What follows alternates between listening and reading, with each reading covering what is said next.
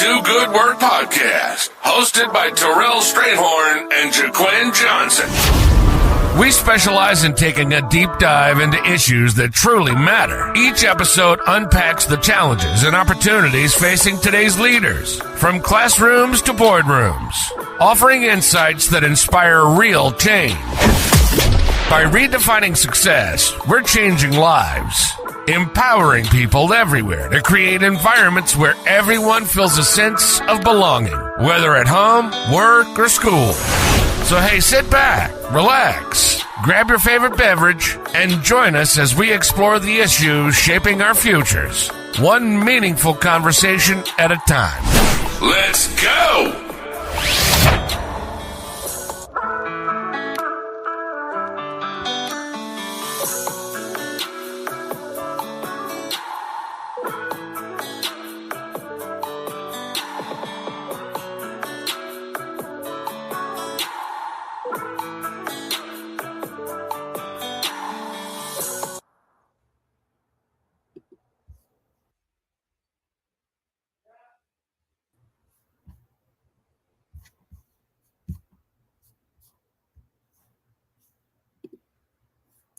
Alrighty, welcome,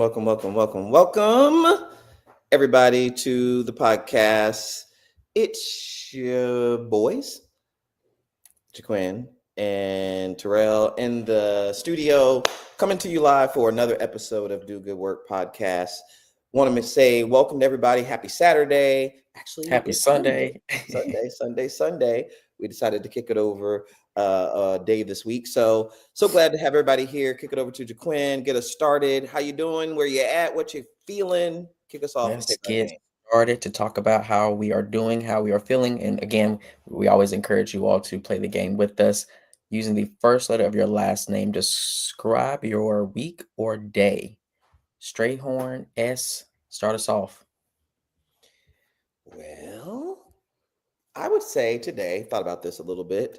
I am swell, cannot complain, doing well, feeling good, ready to take the week by storm, and just looking forward to pretty promising week. How about yourself? What's your word, Jay? Well, Jay Johnson, I will have to go with jump into the projects, jump into new way of doing things, jump into the conversation, just figuring out ways to be more proactive and not being so reserved and, overthinking what could possibly be a bad outcome. If you don't try, you're going to fail. But if you try, you got two options or two outcomes. So you can succeed or fail. So I think that it's best to try and see where it takes you. Love it. All right. Y'all know how we do.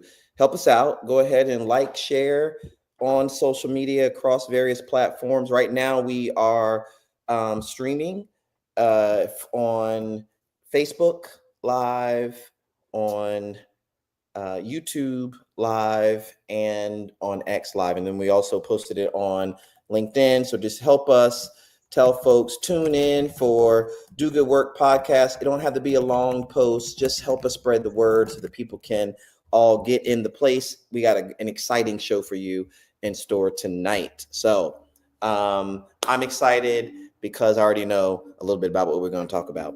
And so if you have not already, do that. Do us a favor also. If you are on YouTube, even if you're not on YouTube, go to youtube.com. Go ahead. We'll wait. Type it. And then look up our channel. Actually, if you're watching us right now, you're already on the channel. Go to the top of the screen, and we're going to ask you to like and subscribe to our channel. While you're at it, if you're on LinkedIn, go to LinkedIn. We'll be sure to put the link in the chat in a moment. Go to LinkedIn, click follow. So follow us on LinkedIn, like and subscribe on YouTube, and certainly follow us on Facebook. All right, Jaquin, you got next. Here we go. First topic of the day. You brought this to our attention, I think, a couple weeks ago, but we read an article, and we will show it on the screen momentarily. The article is titled, let's see. Actually, I don't even know. Gen Z is laughing in the face of the AI jobs apocalypse. Yes. And pretty much the author has observed that the Generation Z reaction to so-called what they say the AI job apocalypse isn't panic, but rather there's a mix of humor and sarcasm and irony. Instead of stressing about you know how AI is overtaking jobs, they're poking fun at it uh, through memes and social media trends. There's some popular TikTok videos out there that dramatize job interviews with an exaggerated Gen Z stare. And I asked you today, like, what is a Gen Z stare? And you show us because it was hilarious. So y'all know what a Gen Z stare is. When you ask someone like a Gen Zer, hey, you gonna pick that up, and they say, hey, It's hilarious. did you get her text? Did you see what she texted back? And it's just a blank stare, and it says so much. Even in the face of AI, this whole notion of like, do you think, and this is sad, we're going to get into it tonight, but like, do you think that when you finish college or you finish school, you're guaranteed a job? Because the reality is the data don't support that reality. We're going to talk about it, but yeah, that's the blank stare. You ever seen blank stare? Have I seen it? Yes. Have I used it? Absolutely. Didn't know there was a term for it, but it does convey both skepticism and I would say deep nonchalant. You just it's the feeling of what are we talking about right now? Are you kidding me? Yeah. Why are you even asking me that question? You already know the answer to it. So again, Gen Z is really using the digital culture to cope with uncertainty around AI and its impact on traditional career paths. So that's kind of the overview of the article. Let's tap into kind of our thoughts about it, and kind of go from there. Absolutely. So I can't find the live to share it. So if y'all are on Facebook, please like and share the live. I just saw it a minute ago, but for some reason it's trying to hate me. So that's fine. I see it's there. It's no problem. All right. So, I think about it this way. So when you read the article, if you haven't already, then as we said, be sure to go to YouTube and check out, Yahoo, and check out the article. Because in it has a lot of implications for higher education. Like it talks about the fact that there are Gen Zers right now who believe, and they sort of say this is the article, Jeff, the author, talks about seeing it in his classroom every day. I certainly have seen it in mine as well. And that's where you ask students today, like, they believe that AI is with us to stay. And it's kind of, I don't want to scare anybody. It's not like in that sense, but it's kind of taking over the world. You know what I'm saying? So what does that mean? It means, and here's the thing, I don't want to get into too much because I want us to go back to this topic in a couple of weeks anyway. But, AI can do a lot of things. We should talk about it, right? One is, AI can edit. AI can write. AI can, wait, was that you? Yeah. So we had been working about an hour on trying to remove the background to this image. Mm-hmm. And like, it dawned on me, why are we working so hard? Let's just get AI to do it. And so we quickly put on AI, hey, you know what? Let's tell AI, remove the background to this image, but keep me. Within seconds, it did it. Mm-hmm. And, that's pretty impressive that AI was able to do it. What's my point? My point is this. If we're teaching students how to edit, I don't want to get to edit, how to write basic communication, like write an email. And we're teaching students how to remove the background on an image. Folks who have those kinds of skills are the most vulnerable, right? Because AI can do it. I was just telling one of my colleagues that, or friends, that if you know how to put a date on a calendar, that's the extent of your calendaring skills. And you're feeling threatened by AI, I think that makes sense, right? Because AI can do that. Here's what AI cannot do.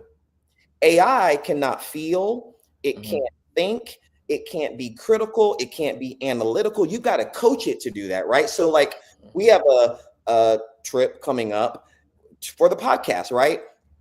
To make that work, someone has to look at your schedule, look at my schedule, think about the fact that when we fly to wherever we have to go for this podcast episode, what if we get in at 10 o'clock at night? AI would say, oh my gosh, there's an open space on the schedule at 10 o'clock. Something could fit there. But a human would say, I can't have them traveling all day long, land at 10 o'clock, and then go straight into a meeting.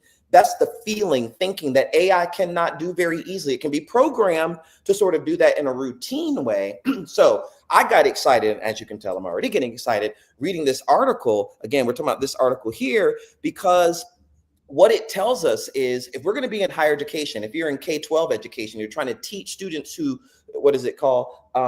Future proof their, I think that's the term, future proof them, so that like they can persist in the future. We got to make sure we're equipping them with the skills that keep them competitive, even in the face of AI, right?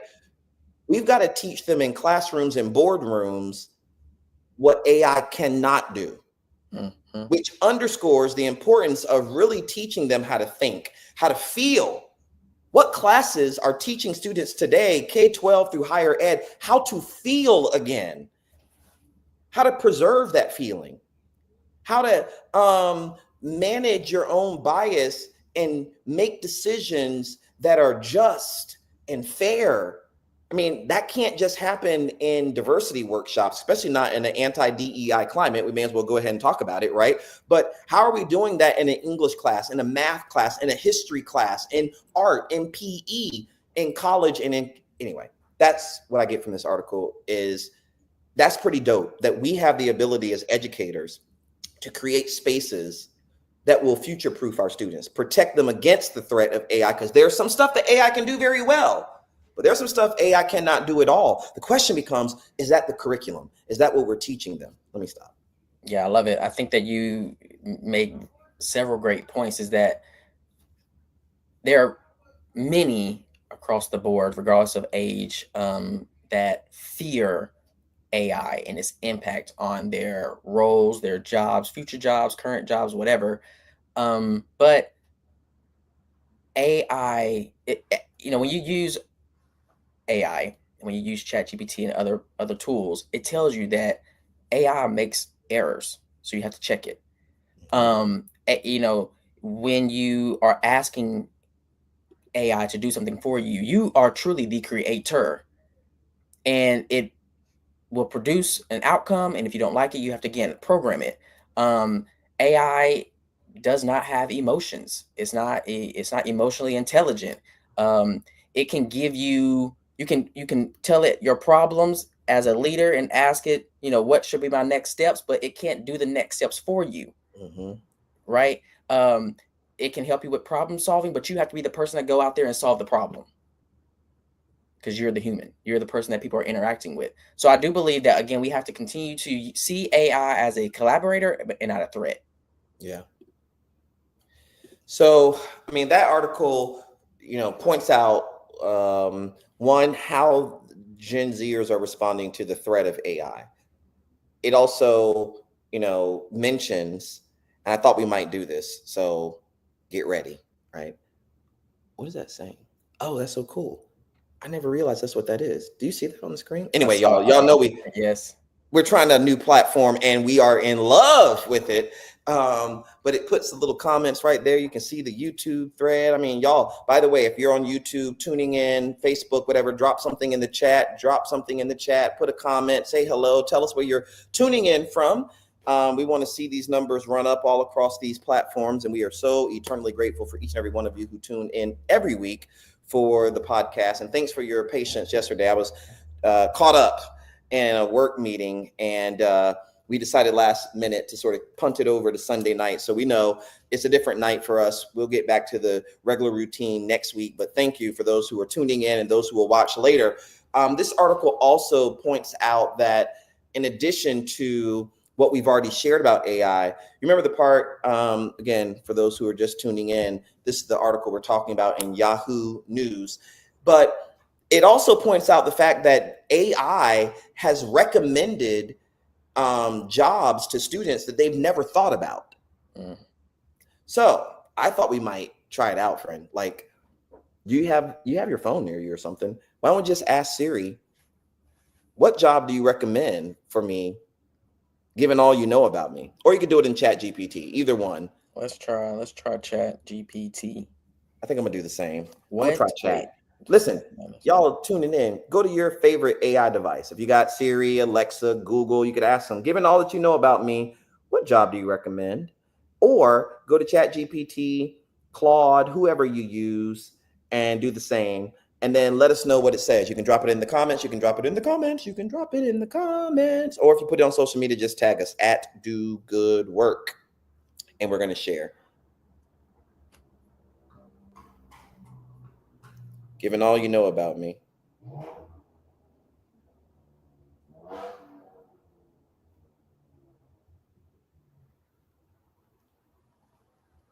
All right. I have to log Here we go. who I Here am. we go. The moment of truth. What you say? I have to log in for Chat to know who I am.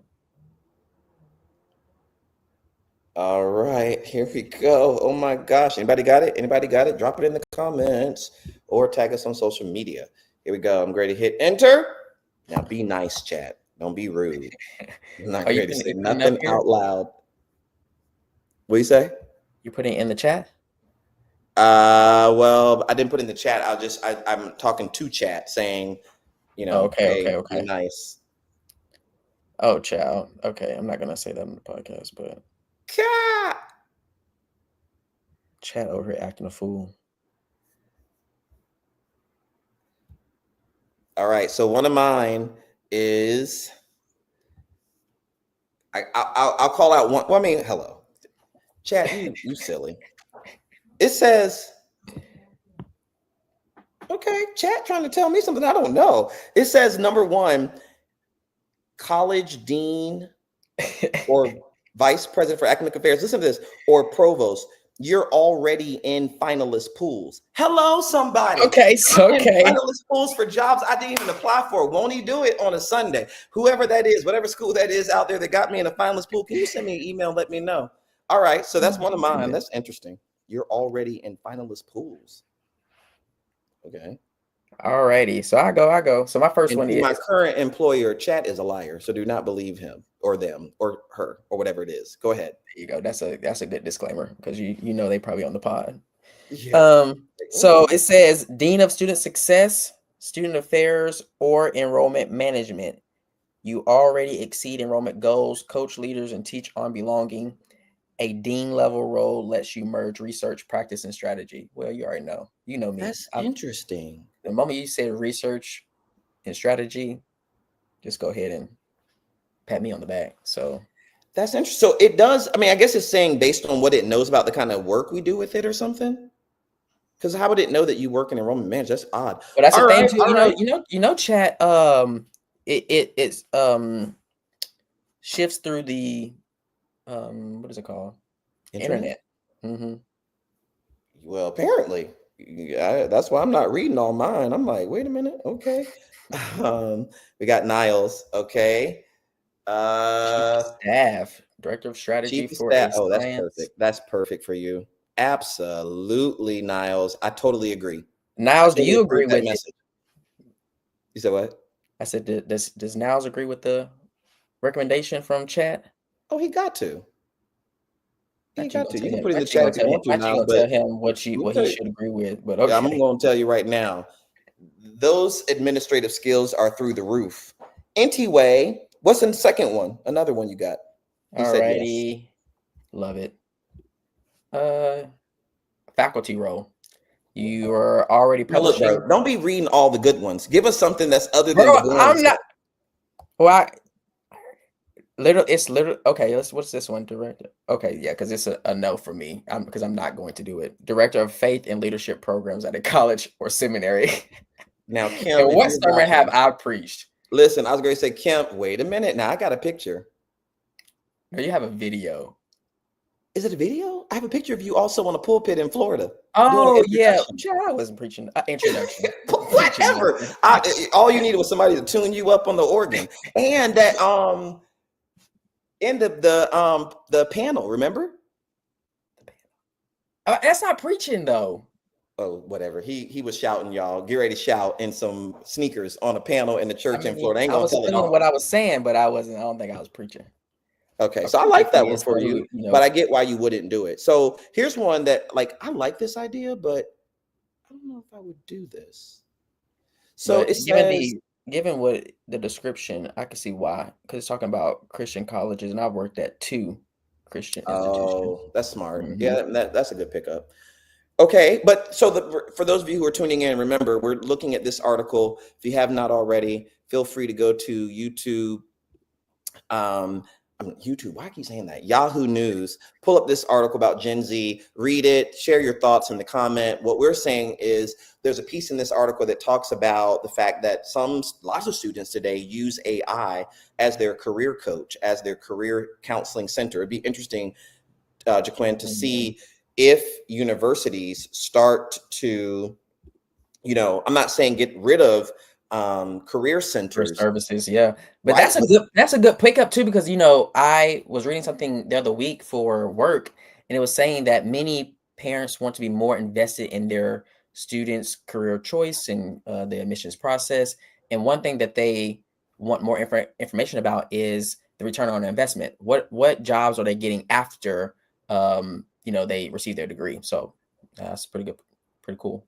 Yeah. And so if you think about it, if they're asking AI, like we just asked, hey, given all you've learned about me, and by the way, this college generation probably has had a lot more time with chat than the average person. Given all you know about me, what jobs do you recommend? So my prompt was, given all you know about me, what jobs do you recommend that I consider? Give me at least 10 options. And, the article points out that today's college generation ask AI more than they ask a career counselor for some tips about jobs. All right. Well, but they're saying that AI. Remember that. Let's talk about that part. Okay. AI is recommending jobs that they would never consider. So I'm saying that because here's one, like, by the way, I'm just going to tell you. So, college dean. Well, I am a dean. Vice provost, I love being in academic affairs. Chief diversity officer, not today. Let's see. Senior program officer at a foundation. I mean, that's about my wheelhouse, but this one's kind of interesting. A media contributor or analyst, a commentary or host for a major news outlet, and it names a bunch of them. And that's what the podcast is, if nothing else, right? But I love that kind of work. Now, I'm probably not going to ever leave academia to go do that full time, but the idea of like this podcast is that for me. It's the opportunity to like curate a conversation with the use of clips and media, and for us to teach. My mom always says, I'm sure she's tuning in, she always says, I love the podcast because I learn stuff. I love the episode the most when it feels like I'm in a classroom with y'all. So curating this and teaching about Gen Z or AI, how they're using it, what does it mean for education and teachers and that's fun to me. And if that's what news is, I see why that's in there. What were you going to say? Yeah, that's pretty cool because, you also talk about that, kind of doing that type of work. And I agree. I think this podcast allows you to tap into it.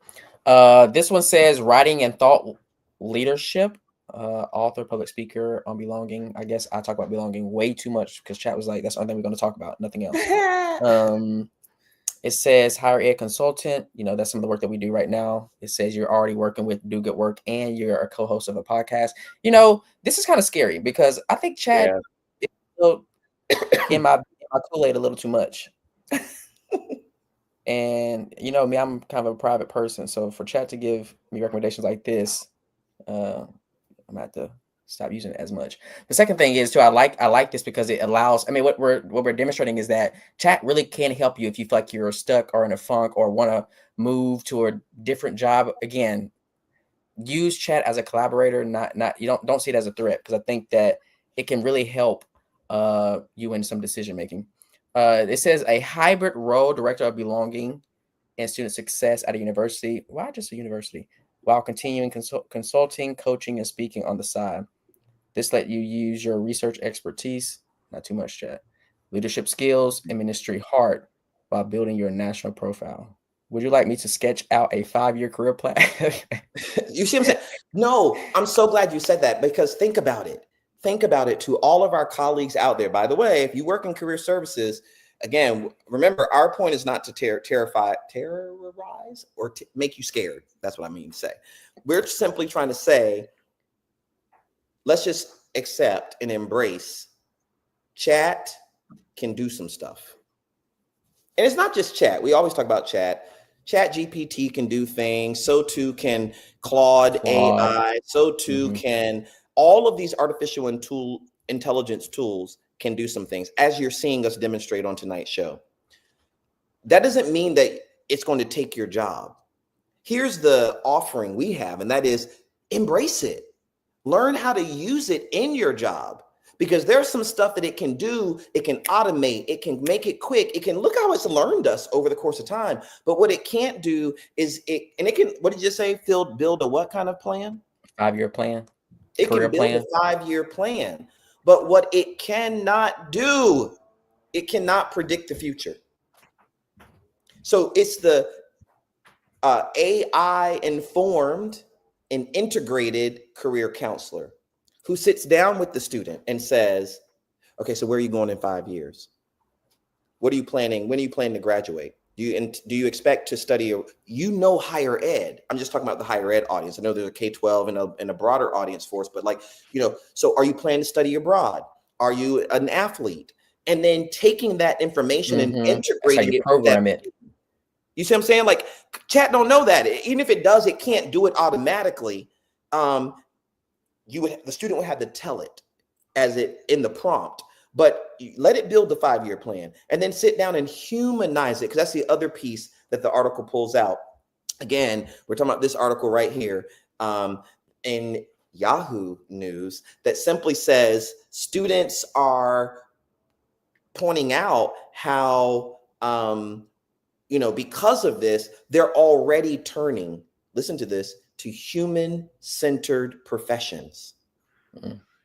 Right? I think this is going to be really huge for STEM, science, technology, engineering, and math. Stay tuned. We're going to be writing about this. We're going to be talking about this in the podcast, that students who used to study in science, technology, especially computer science, they can embrace AI. That's a new frontier, and that's exciting. But many of them are leaving those majors and turning now to the humanities, turning to psychology, turning to social work, turning to education. Why? Because it's human-centered. What it's realized is there's some stuff that technology can do, but there's some stuff technology can't do. So I need to go ahead and get into those fields and those majors where I can bring my whole self and my human self to work, use technology as a way of really driving the bottom line, hitting those KPIs, and moving the institution forward. It's an exciting time, I think. It's very exciting. I think it's like the one thing I want to kind of highlight and emphasize is that AI is not human, people. It's not human. It will never be human, no matter how many times we program it, how many times we try to code it, how many times we try to, fix it up. It's not human. Have you ever received a text from someone and know it came from AI? Apps. Gen Z blank stare. Yeah. And how does it make you feel, right? Even if it's an email, a text message, a communication plan, a strategic plan, and you receive it, it's like, come on now. Did you put any thought into this? Did you even try? Yeah. Or did you just copy and paste it? Text message, email. There's a lot of stuff. I mean, it will go. Okay. I mean, you remember in our work, listen, everybody uses AI. The only problem is if you're going to use AI, you gotta, AI can't proof itself. You know what I'm saying? So like, if you say, give me a 5-year plan, AI is going to spit out a 5-year plan. And just like it told you, you said, tell me about some jobs. You didn't ask about no 5-year plan. See, it's trying to do too much anyway. So it's going to tell you, here are some jobs for you. Oh, by the way, do you want me to give you a 5-year plan? Well, what if you didn't read all of that, but you copy and pasted it and drop those jobs in an exam and you send it to your instructor? You just outed yourself as using AI. How does the instructor know? Not the jobs that are listed. It's that bottom part that says, oh, wow, do you want me to now convert it into a 5-year plan? Why would you be asking your instructor that on an assignment? Mm-hmm. Why would you be asking your instructor that on a test? Why would you be asking your supervisor that in an email? You got to read it. You got to read it, not skim it. And I think it's a very good tool. We believe it's a very good tool, something that can help accelerate your work, but it's not human. Feels human. Tries to feel human. But if you pay attention, like last night I was with my president, 13th president of Virginia Union University, Dr. Hakeem J. Lucas.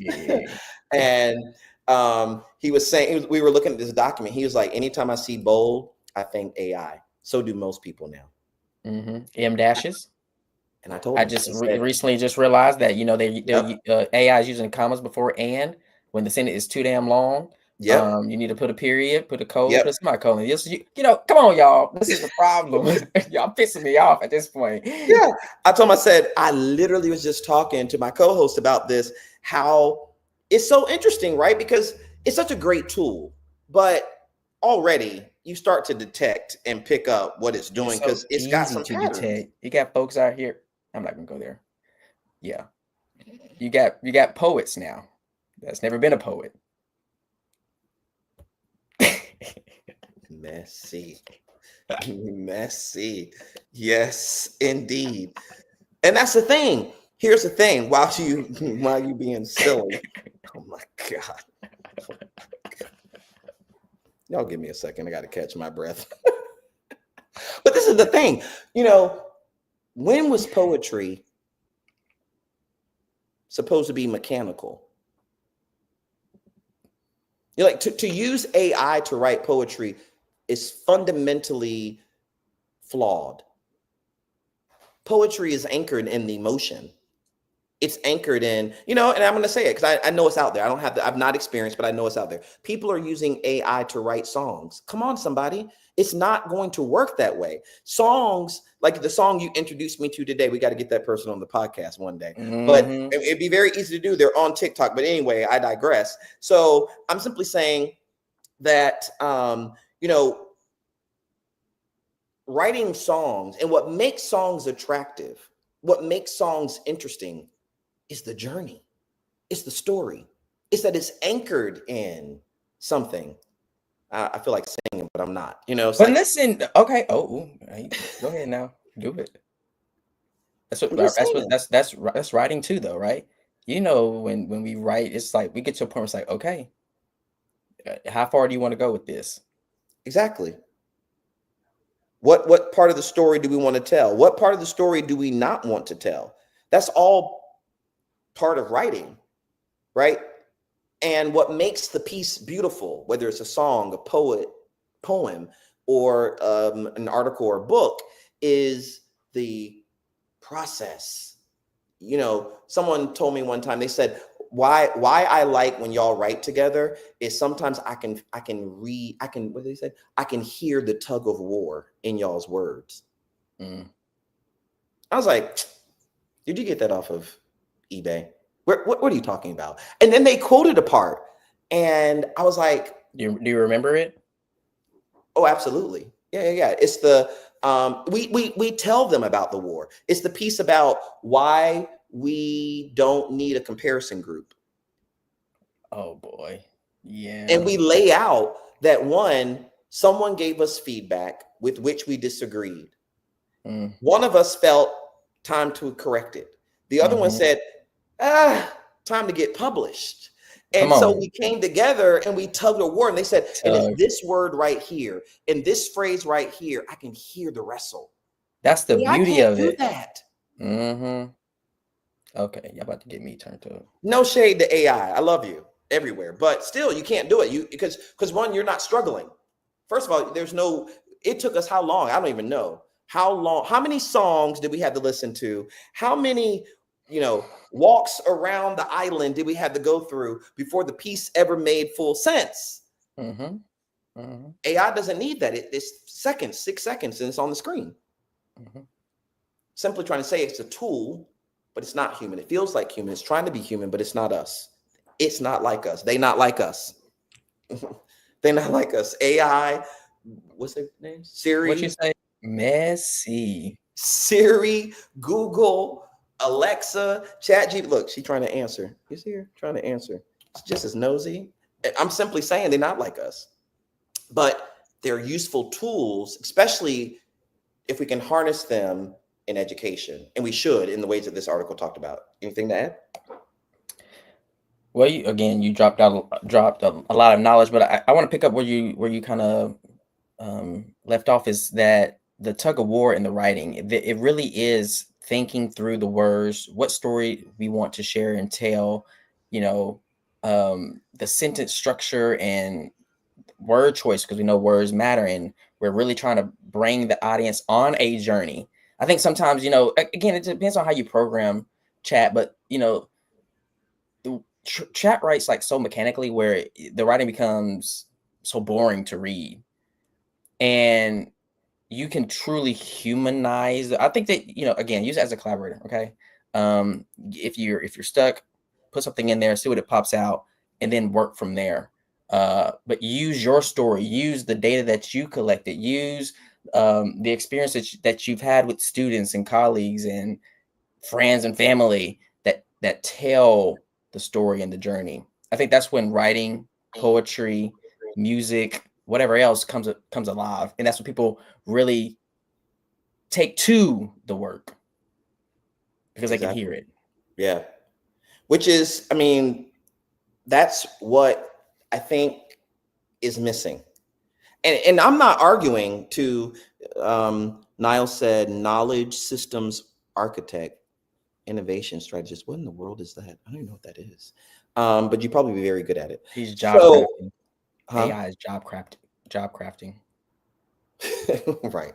This is what it tells you to do. Well, it says when AI job crafts, it creates jobs that students never thought of. Who ever thought of that? So I don't know. Niles, have you ever thought about this job? It's quite fancy on the screen. Looks probably good on a business card. My point is this. I'm not saying to the knowledge systems architects of the world, or the innovation strategists of the world, or the computer scientists of the world, now go program AI to be more like us. It will never be us. It's a tool. At its finest, it's still going to be a highly powerful, useful tool for us. Let's admit and embrace the fact that as humans, there's something unique that we bring. And that's where I want to get into. I know we probably can't in this podcast because we got some other things to cover, but I hope for all of us who are starting new academic years, to all of the faculty out there, to all of the student affairs staff out there, to all of the coaches and the advisors and the counselors and the parents and the aunties and uncles and the pastors and the mentors, listen, if we do nothing with our students this year, let's remind them and provide opportunities for them to embrace their humanity, to feel again. This is what the article was talking about. We're talking about this article right here. I keep showing it because I think it's so cool that it keeps popping up like that. But we're talking about this article. Remember, there's a part of this article, they said Gen Z is laughing. That one way Gen Z copes, you remember this part? Is through laughter. Y'all have all seen it, right? It's when somebody gets in your face and be like, hey, you got a problem with me? You got a problem with me? And a Gen Zer is like, that's their way of coping. The article says it's a form of resilience. It's when you look in your bank account, you just got paid and your check is not there and your check is late and you're like, okay. They trying to play with me. Okay. That is coping. Listen, as a psychologist, I'm trying to tell you that is the way the generation. So when you see a Gen Z or laugh, don't think, oh, they're being funny. They're not being funny, or really trying to regulate their emotions before they crash out. Completely crash out.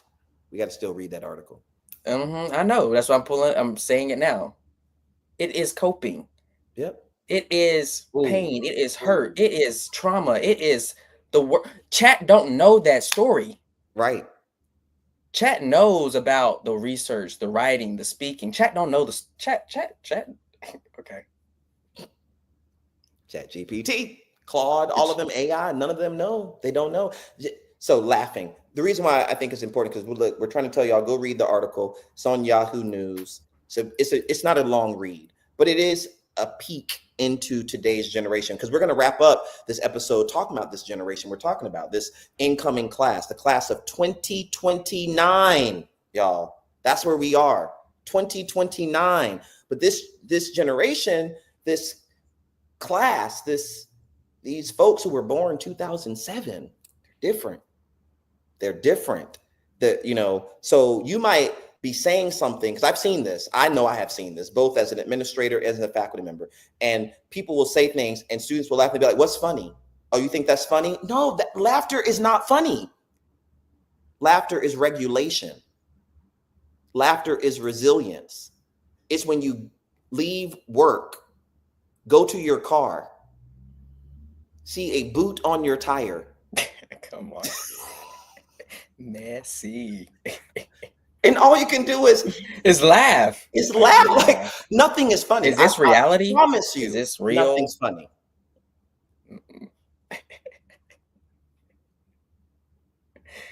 Yep. It's when you get out of your house. I'm going down to somebody else's lane. We're gonna come back around. We're gonna finish up. But thank you.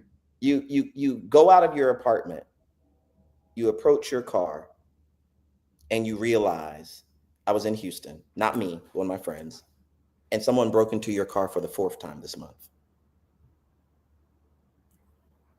What you gonna do? I mean, I know what you want to do, but the way that you cope is the reason why I think this is important is because it's when you get that bad evaluation from your supervisor who never really fully knew how to pronounce your name anyway, and you laugh and they say, oh, you think this is funny? No, it's not that kind of laughter. Mm-hmm. It's really emotional armor. Yeah, that's what the article says. That's what it said? Okay. That's what it is. Mm-hmm. It's like you're arming yourself from what's happening right now. Yep. And for anybody who's not in that group, I don't want to call it the generation yet, but in that group who doesn't understand that, we mislabel it. And the laughter becomes disrespect when it's actually resilience. The laughter becomes, oh, you think you're a comedian, when in fact it's an armor. The laughter becomes, oh, you don't take anything seriously, when actually it's, what did that article say? It's hopelessness. Like, I might lose my job to a technology that can do it faster, better, quicker, whatever. And you want me to pay attention in this class and hang on for 4 years to earn this degree in classes that are not as exciting all the time as this podcast. It's hard for some students. Now, I'm not saying that that's not right. I'm not saying they shouldn't push through. I'm not saying that it's supposed to be easy. I'm just simply saying sometimes the laughter comes to literally, you laugh to keep from crying. Question becomes, can we appreciate that? Can we step into their shoes and understand what they're trying to say, what the blank stare means? The blank stare is not, I have nothing to say. The blank stare says, I'm saying everything with my stare. That the blank stare is not, I don't have an answer. The blank stare is my answer. Are you gonna, one of my colleagues, we were talking today and looking at a text, and she was like, so are you going to write them back? And I was like, someone looking at us would be like, are you going to answer her question? Bro, I have already answered that question 15 times.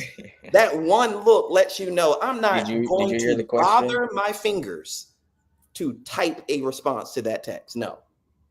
I don't know why I would. Don't know why I would. It's very interesting. Yeah, you're right, Niall. Sometimes you have to put on a smile, to keep from crying. It's when you are just trying to, I was asking my class the other week, I said, I want y'all to go around the room and tell us where you are.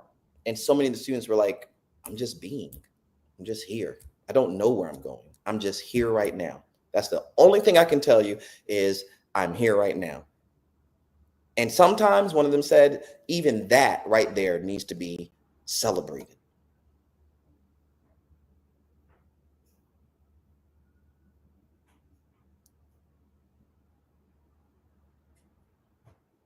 Are you thinking? Get off this topic before I break down. Yeah. Mm-hmm. Okay. Well, so let me try this out because we said we were going to try a couple things.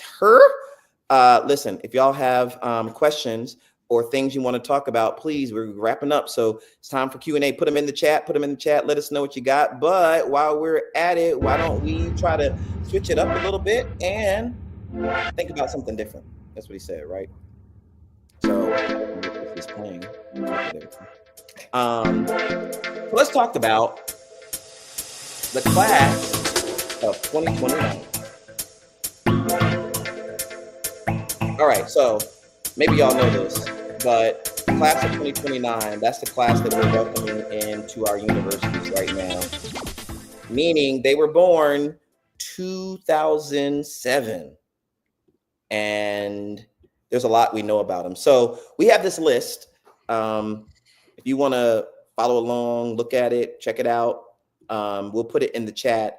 But why don't you talk to us a little bit about the list, Jaquin?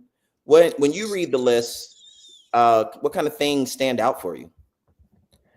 Many things. There are some things in this list that I did not know, and it's interesting. There are other things in the list where it causes me to laugh because that is the world that the class that we are serving now in higher ed, or that's moving into the workforce. This was their life, and it's kind of funny because of the year I was born and grew up in. They talked a little bit about flip phones, and I remember having my first flip phone. I thought it was just so cool to have my flip phone. I thought I was the coolest kid, and to them, they're like, that's nothing. Where are the smartphones, the smart devices? So going through the list, I think there are 50 things on there. We won't go through them all, but here is the list if you wanted to look at it yourself. I'm going to pull up you want to go first or want me to go first? I can go for a couple. So, right. I mean, things like,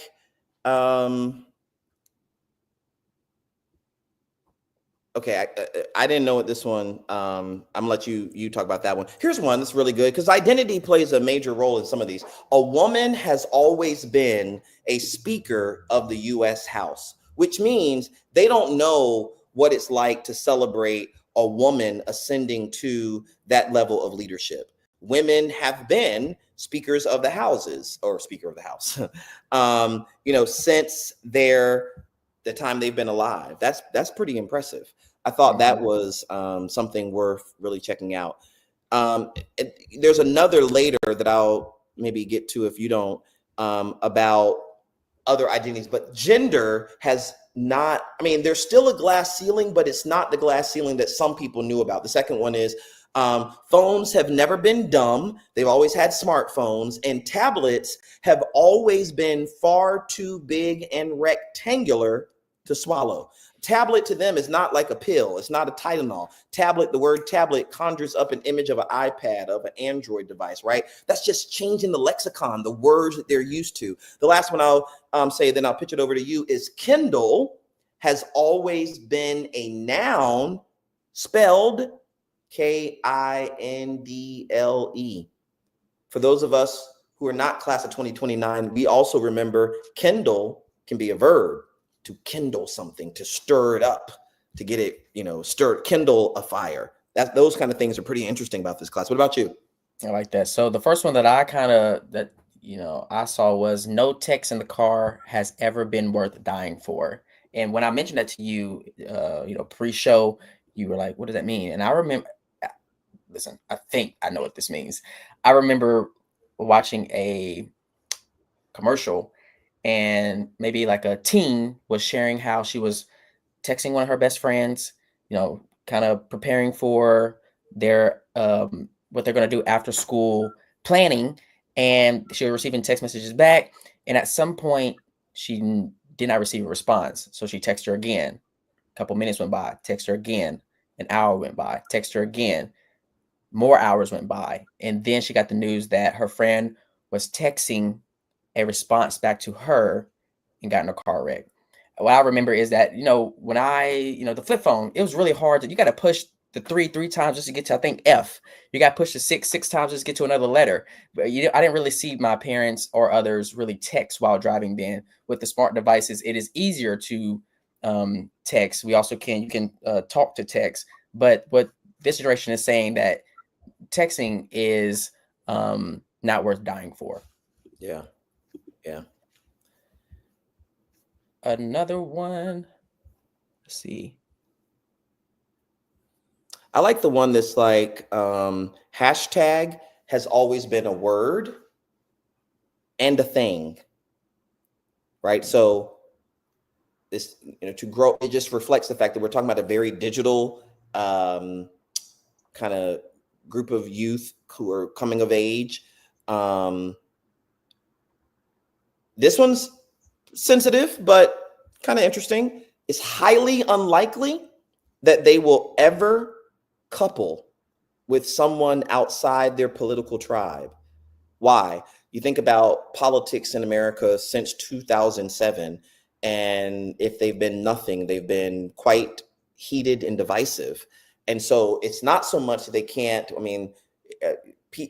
political opinions are quite strong and pointed nowadays, right? So to all of the educators out there, again, and we said, if there's anything you do with your students this year, teach them how to be human, teach them how to laugh, teach them how to imagine, teach them how to create, teach them how to think outside the box, but also find ways to help them appreciate people whose perspectives are different from their own. Like, if you are more liberal in your orientation, cool, but can you sit down and have lunch with someone whose opinions are more conservative? And if you are conservative, even if you're far right, can you sit down? We were watching a video earlier today. Can you at least admit that those who are more liberal in their political perspectives deserve to live and not be bothered?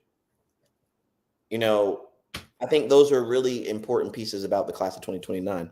You? Mm-hmm. Another thing is, it says that number 44 reads, an African-American coach has always won a Super Bowl. Yeah. Now, I had to fact check that, but it is true.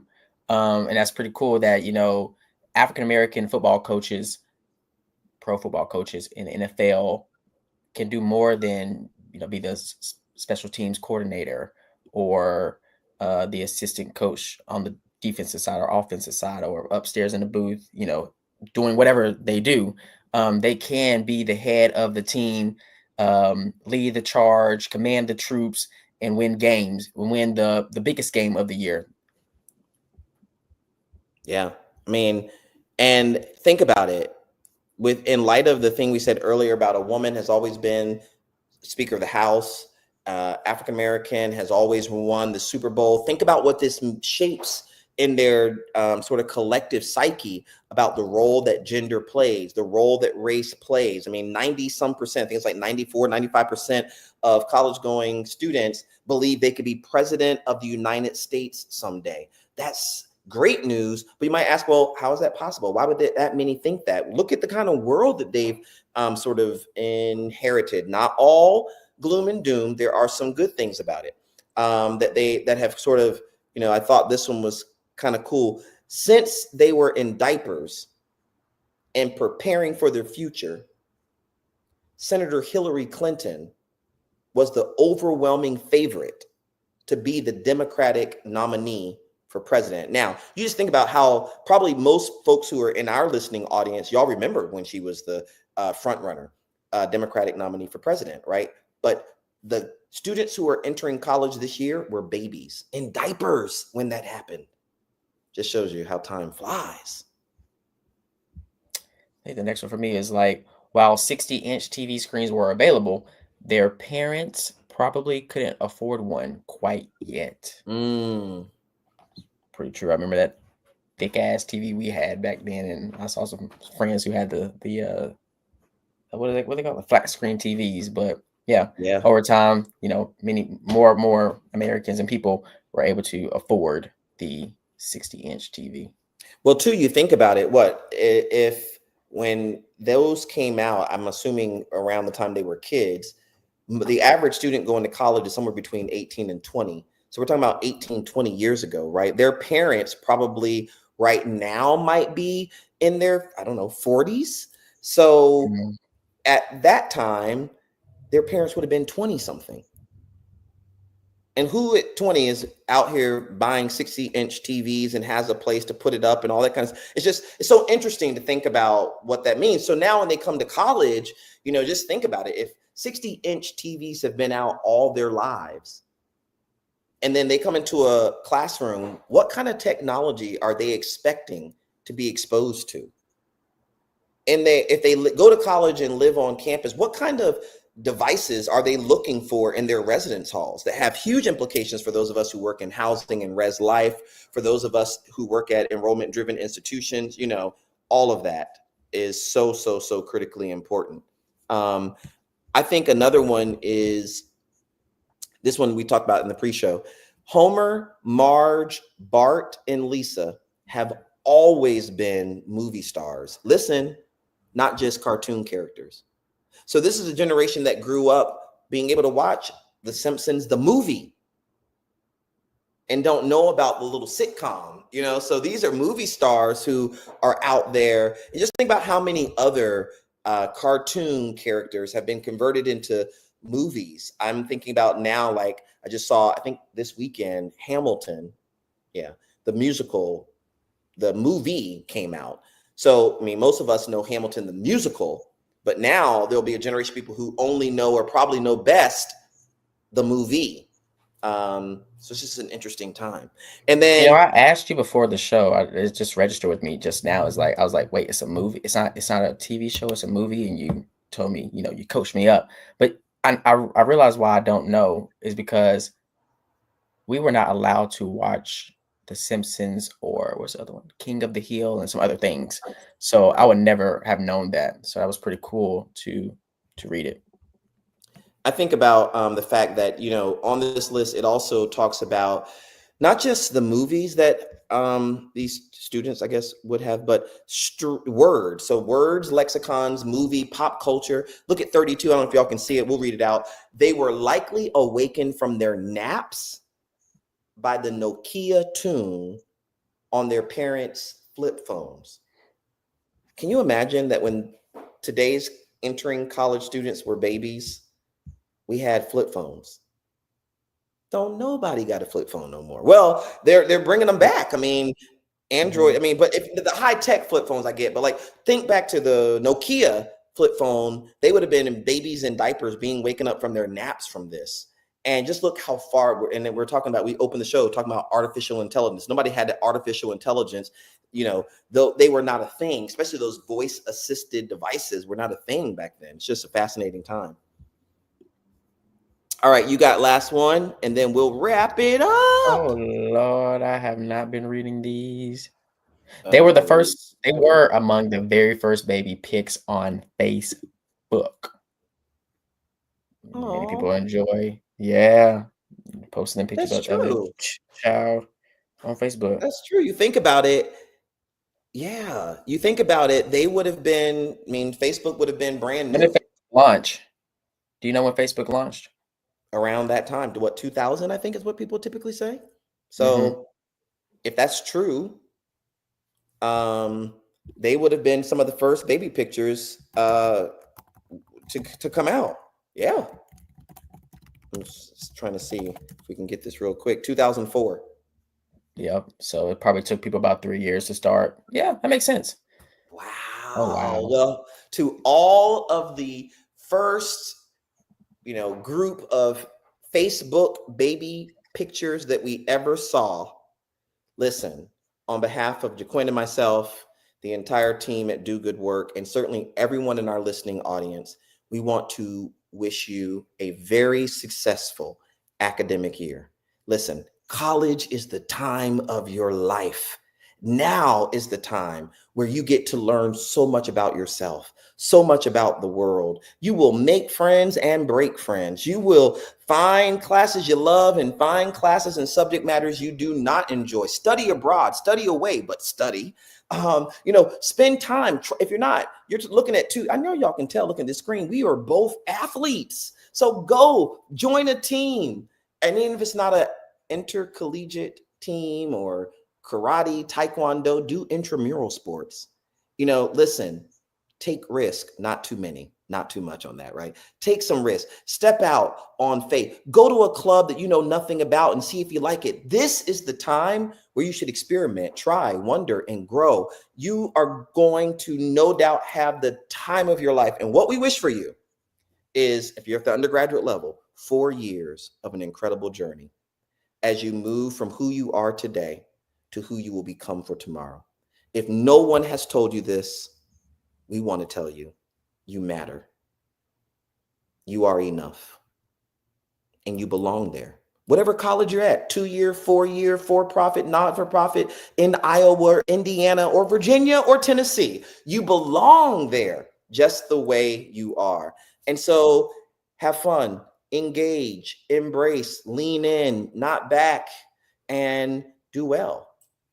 College is exactly where you're supposed to be.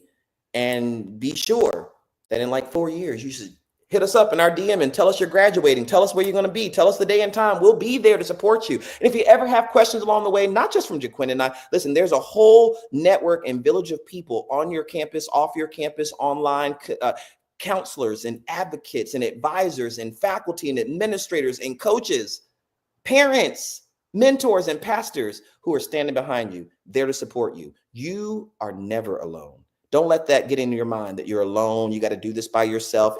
Don't be afraid to ask questions. Don't be afraid to ask for help. Smart people ask questions. Smart people go to office hours. Smart people get help. What would you say to them, Jaquin? I'm taking us out. Listen, and smart people show up. Even when, listen, college, there'll be days at times get hard. There'll be days where someone makes you mad and you have to give them the Gen Z. What's they call that? Gen Z fit? I'm out of time. So whatever. But this is the time where you can explore and take risks. Like you said, not too much. This is the time where you really connect and make lifelong friendships. This is a time where you spread your wings and fly and try new things. And even if you try something and it doesn't work out, hey, you live and you learn. But I also want to say that someone said in the chat earlier,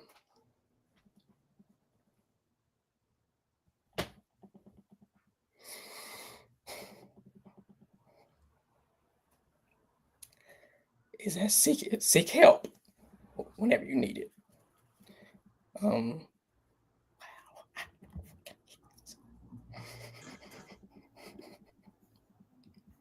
Many people do smile when they are hurting, and you are not alone. There are people on your campus who wants to help you. I know for a fact your parents want to help you, your friends want to help you, but don't sit with it alone, thinking that you're a burden to someone else. Whether it's your academics, whether it's you're in a relationship, whether it's work, find someone you can trust, where you can be vulnerable and honest and get it, whether it's a professional or not. Because at the end of the day, the world is better with you here. And with that, y'all. Thank you for tuning in to Do Good Work Podcast.